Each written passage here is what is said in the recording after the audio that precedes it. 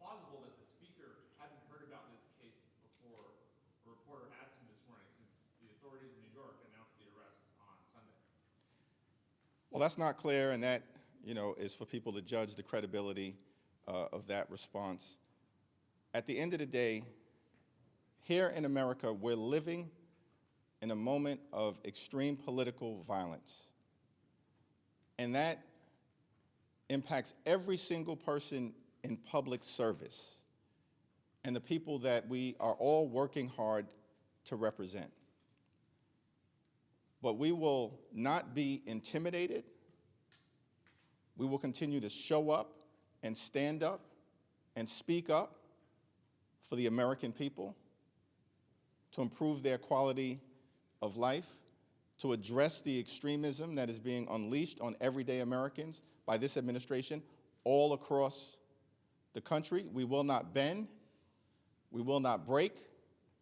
We will never bow down. And when it comes to these extremists out there, you better watch how you talk when you talk about me. Next question. I think he's sitting on the side. Thanks. Go ahead. What do you make of it? The person accused of threatening you is the recipient of one of those blanket pardons.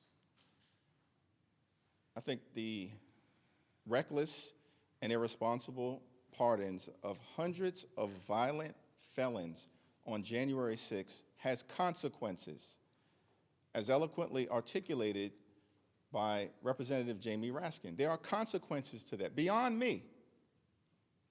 Beyond me. The consequences are, we've seen crimes committed by people who Donald Trump pardoned on the first day he was sworn into office, by folks who have been released back into society all across the country. Some of them violent crimes.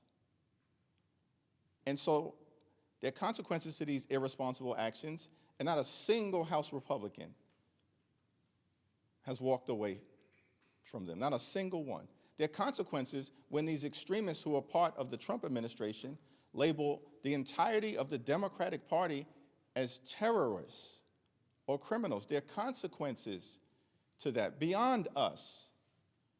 We all know what we've signed up for, but there's pain being visited upon the American people because of actions taken by Donald Trump, supported by House Republicans and Senate Republicans on day one of his presidency. And I'm going to yield to my two colleagues, but by the way, what Donald Trump promised to do on day one of his presidency was lower costs for everyday Americans. That was the promise. He lied to the American people all of last year. Did he ever say I was going to pardon hundreds of violent felons who brutally beat police officers at this Capitol on January 6th? Did he ever say that? Was that the promise that Donald Trump and the Republicans made to the country? No. They failed to lower costs, have done nothing. Life is more expensive for everyday Americans. Electricity costs up. Grocery costs up. Housing costs up. Now they want to jack up health care premiums on working class Americans. But they have time to pardon hundreds of violent felons, release them back into society, threatening the public safety of everyday Americans, and then can't spend a moment trying to make life more affordable, make health care more affordable for the American people. Can I add Jamie? one thing to this? Thank you for that question. Up until Donald Trump, the pardon process was governed by Department of Justice rules, by statute, and of course by the Constitution. And there was a very set pattern, which is each pardon application was considered on its own.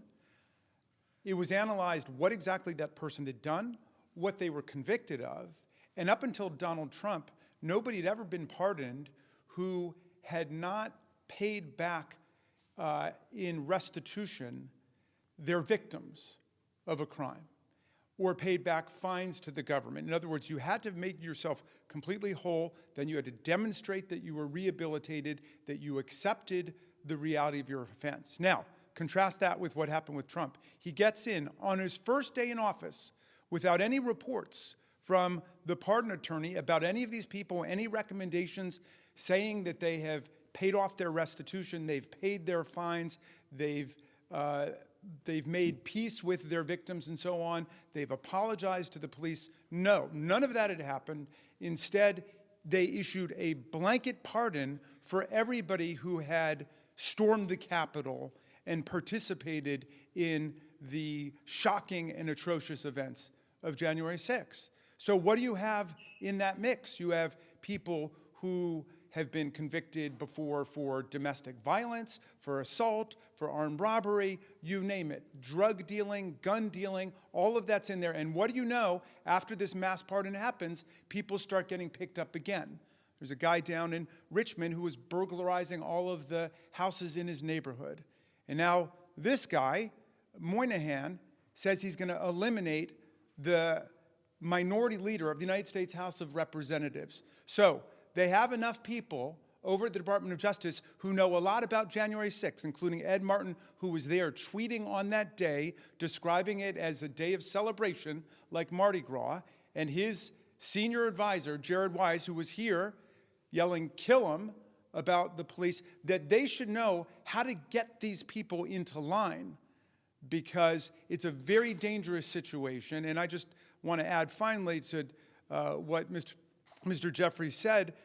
Speaker Johnson described the exercise of First Amendment rights across the country by 6 or 7 million Americans as part of the No Kings rallies as a Hate America rally. The Hate America rally happened on January 6th, 2021. We saw what a Hate America rally looks like. There were more than 140 police officers who were wounded, injured, hospitalized. Many of them have been forced out of police work because of what happened on that day.